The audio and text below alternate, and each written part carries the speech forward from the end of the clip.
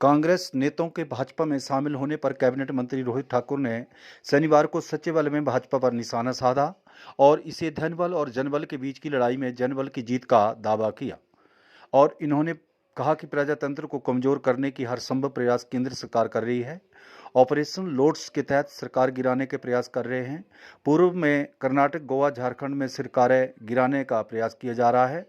Cabinet मंत्री रोहित ठाकुर ने कहा कि सीबीआई और ईडी इनका मुख्य हथियार है और जहां पर ऐसे काम नहीं होता है वहां पर इनका प्रयोग करते हैं। हाल ही में दिल्ली में आम आदमी पार्टी के नेता और मुख्यमंत्री केजरीवाल को जेल में डाला गया। भाजपा के नेता जिन पर पहले भ्रष्टाचार के आरोप लगाते हैं, जब वह भाजपा में शामिल हो जाते हैं तो वह पूरी तरह से ड्राई क्लीन होकर निकलते हैं। लेकिन देश की जनता सब देख रही है और हिमाचल की जनता खासकर पढ़ी लिखी है।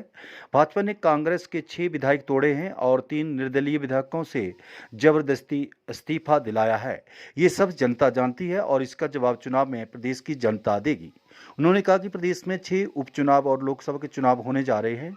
कांग्रेस इसके लिए तैयार है और प्रदेश की कांग्रेस सरकार ने अपने 1.5 साल के कार्यकाल में जो जनता से वादे किए हैं वो पूरा कर रही है और जो 10 गारंटियां दी थी उसमें से 5 गारंटी पूरी कर दी है। सबसे बड़ी गारंटी महिलाओं को 1500 रुपये देने की थी, वो पूरी कर दी है।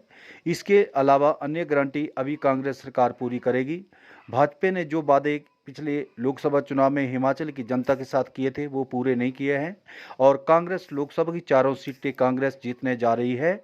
7 उपचुनाव भी कांग्रेस जीतेगी। कि किस तरह से हमारी जो बहनों को, माताओं को जो 1500 प्रति महीना मिलना था उस पर रुकावटें पैदा करने का संभव प्रयास भारतीय जनता पार्टी कर रही है। और इसी तरह से जो हमारे वर्तमान के सांसद रहे शिमला संसदीय क्षेत्र से, उनका प्रदर्शन भी निराशाजनक रहा। जैसे मैंने पहले कहा कि कार्य तो दूर की बात रही, जैसे मेरे इंपोर्ट ड्यूटी का बड़ा प्रमुख मुद्दा था, चाहे वो सोलन का ठोडो मैदान था, यहाँ तक कि सुजानपुर में भी मोदी जी को उस वक्त इंपोर्ट ड्यूटी एप्पल की याद आई थी। तो शिमला का हमारा रिच का मैं समझता हूँ मैदान था, वहां पर भी उन्होंने इंपोर्ट ड्यूटी को 3 गुना करने की बात कही थी, लेकिन इसके विपरीत आपने 50% से उसको 35% पे लाया।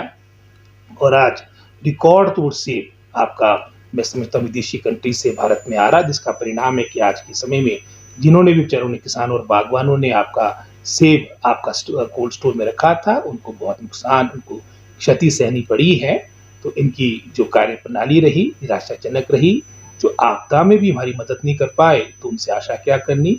और इसके विपरीत भी जिस तरह से मैं समझता हूँ प्रजातंत्र डेमोक्रेसी के साथ खिलवाड़ करने का प्रयास भारतीय जनता पार्टी कर रही है, उन सभी बातों को लेकर भी जो मैं समझता हूँ हमारी केंद्र की सरकार है, भारतीय जनता पार्टी है, वो बेनकाब हुई है। और जिस तरह से चाहे 21 का उपचुनाव था, चाहे 22 के हमारे जनरल इलेक्शन थे विधानसभा के, चाहे 24 का हमारा चुनाव होगा, ये फिर से हमारा धनबल और जनबल के बीच होगा। और हिमाचल प्रदेश देवभूमि है। मुझे पूर्ण आशा है कि हिमाचल प्रदेश की जनता जनार्दन का आशीर्वाद, हमारे जो कांग्रेस के कार्यकर्ता उनके परिश्रम और संघर्ष के माध्यम से जनता जनार्दन अपना आशीर्वाद कांग्रेस पार्टी को दी है। वो मैं समझता हूँ लास्ट फेज में है और भारतीय जनता पार्टी अपना आपको बड़ा प्रोएक्टिव पार्टी मानती है। हालांकि यहाँ पर भी 4 में से 2 जगह ही वो अपने मैं समझता हूँ कैंडिडेट्स घोषित कर पाई है।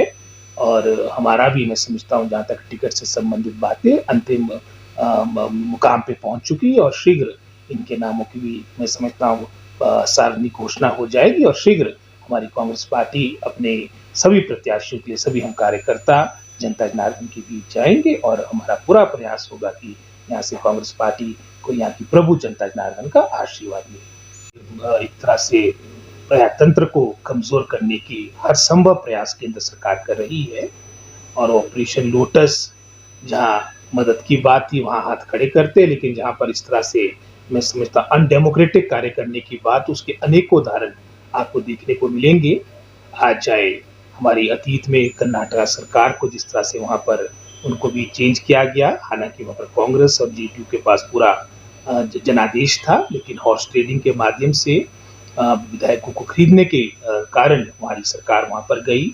और उसके उपरांत चाहे वो मध्य प्रदेश का घटनाक्रम हो, चाहे वो मैं समझता हूँ गोवा की बात हो, चाहे झारखंड के मुख्यमंत्री को इस तरह से मैं समझता हूँ, क्योंकि ईडी और सीबीआई तो उनकी मुख्य एजेंसीज है, जब इनका कोई दूसरा इनका पैंतरा नहीं चलता तो फिर ईडी और सीबीआई को इन्वॉल्व कर लेते हैं। आप हमारे राजधानी के ही जो हमारे मुख्यमंत्री केजरीवाल जी, उनका ही जो वर्तमान में किस तरह से उनको मैं समझता हूँ जेल में डाला गया, सारी बातें हैं। और भारतीय जनता पार्टी में अगर आप ज्वाइनिंग अपनी कर लेते हैं तो आप सारे जो आपके पिछला अतीत है, आप ड्राई क्लीन होकर वहाँ पर कोई भी आप पर उंगलियां नहीं उठती।